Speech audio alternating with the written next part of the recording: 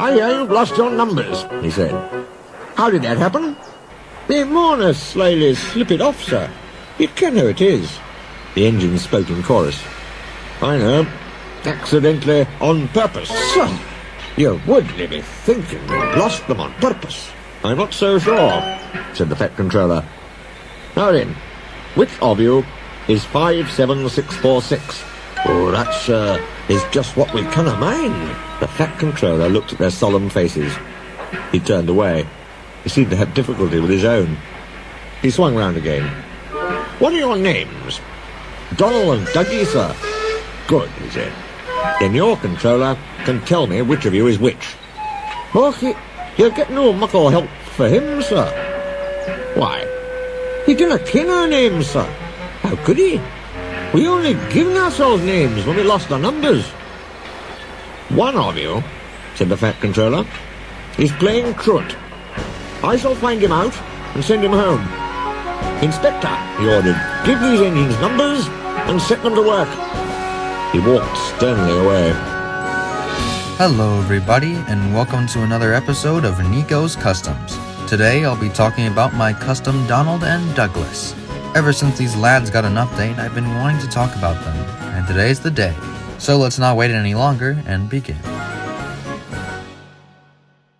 Donald and Douglas are a pair of Scottish twin engines brought by the Fat Controller in 1959 to help the others with the workload as it was beginning to become too much for them.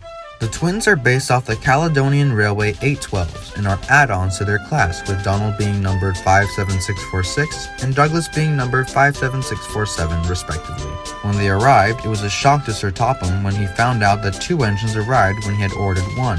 I hear you've lost your numbers. The mourner slyly slip it off, sir. You ken how it is. No matter, he gave both engines numbers and set them to work. However, the two would run into many scrapes along their trial on the Northwestern Railway, with Donald having trouble with a signal box, Douglas having trouble with a brake van, and both having trouble with a missing coach. Where's my coach? Coach? What coach? My special coach that Gordon brings for me. It's gone. I must find it. The two didn't want to be separated, as during this time, many steam engines on the mainland were beginning to be sent to scrapyards and cut up to be replaced by diesels. Fortunately, luck was on their side when the twins saved poor Henry out of a snowdrift during the winter that year. This then led the others, with the help of Edward, bringing the Fat Controller a statement by a nervous Percy about the twins. It's Donald and Douglas, sir. They say, sir, that if you send them away, sir, they'll be turned into scrap, sir. That'd be dreadful, sir. Please, sir, don't send them away, sir. They're nice engines, sir. Thank you, Percy. That will do. After this, the Fat Controller decided to keep the twins on and gave them nameplates in a new home, making them Sodor's official 9 and 10. Now before I go into how I built them, I just wanted to point out that I did have a Trackmaster Donald back then. However, that has since been relegated to spare parts, as I do want to try and get the original Tomy models, but because of their prices, I don't really see that happening anytime soon.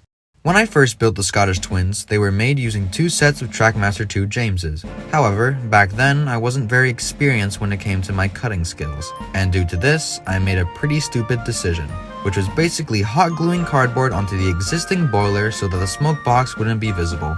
Back then, I thought this was a smart idea. However, as time went on, I soon came to the realization that it looked terrible. Not to mention the crappy job I did on the splashers, the front of the engine where the faces were, those popsicle stick lamps I used to do, and the tenders being scratch built from those small flatbeds that came with Samson. Not even mentioning that I cut a hole in the cardboard just so that the dome that you can't even see fits through. And the paintwork on these guys was just awful. I mean, just look at it in these older videos. And yes, I know these are much older models and you can't expect a lot of them to look the best, but just comparing them to the newer ones shows quite the difference a little bit of time and effort can make. That being said, let's talk about the current day models. As I said before, these guys were built from two Trackmaster 2 Jameses, and so were these ones as well. However, this time they were heavily modified to look show accurate. I had to buy two more models of James, as I sadly wasn't able to reuse the originals, as when I tried to modify them, the boiler and most of their parts were unsalvageable. Though I was able to save a few parts from them for other engines. Anyhow, the first thing I did was cut off the firebox, faces, funnels, domes, and cut down their tenders. Yeah, I wasn't going to be scratch building these things again. Around this time, I ended up taking a very long break from working on customs, along with the twins and a few others I was working alongside them. One of them being Oliver. I just wasn't really feeling like making any customs at all at the time, and I didn't want to force myself to work on a project if I just wasn't up to it. But I'm glad I did take a break from working on customs, as you'll see when I discuss Oliver in the next episode. But once I was back from my long break, all the parts were sanded down until they were nice and smooth. And then began the process of putting them all together. The fronts of the twins weren't modified too much, however I extended the front of them by just a smidge and cut out the shape of their smoke box with cardboard. This was a tedious process to get right twice, but I think it turned out great in the end. I also added the small little thing on the front underneath their faces. Again, I don't really know what these certain train parts are called. And speaking of the faces, I tried to match them as closely as I could to the original ones from the show, and I really think that they turned out great. Fun fact, these were redraws of the same faces I drew for the original models before I ended up scrapping them for parts. As for the buffer beams, they were painted in red as always, with the couplings and buffers painted black. And I know the running boards aren't white, but I wanted to do something a little different, and honestly I liked the white running board on the twins. On the sides of the engines, there really isn't much detail as the twins generally don't have any lining on the boiler. However, I made sure to make their splashers and match it up as best as I could to how it was on the prop. Their nameplates were cut down to size with a piece of cardboard, and I wrote their nameplates on with a toothpick. Also, this part of the running board was created using cardboard since I had to cut off their original James firebox.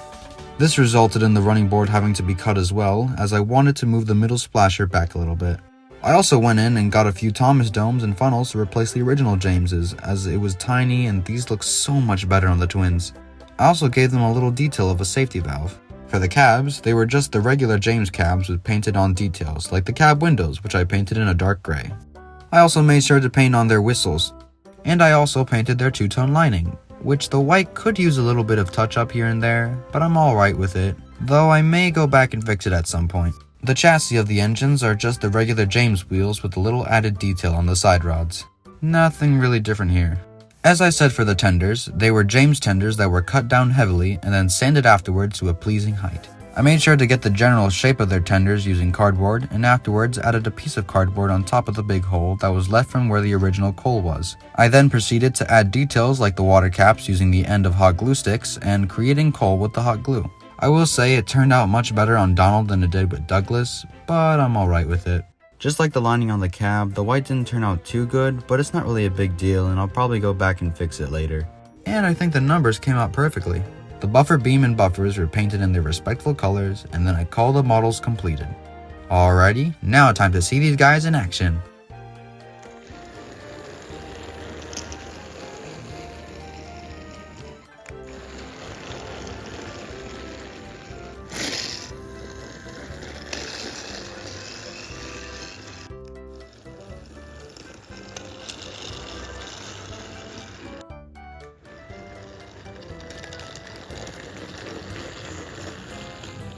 If I had to choose something that I'm just not happy with on the model, it would honestly just be the lining on the tender, cab, and the safety valve.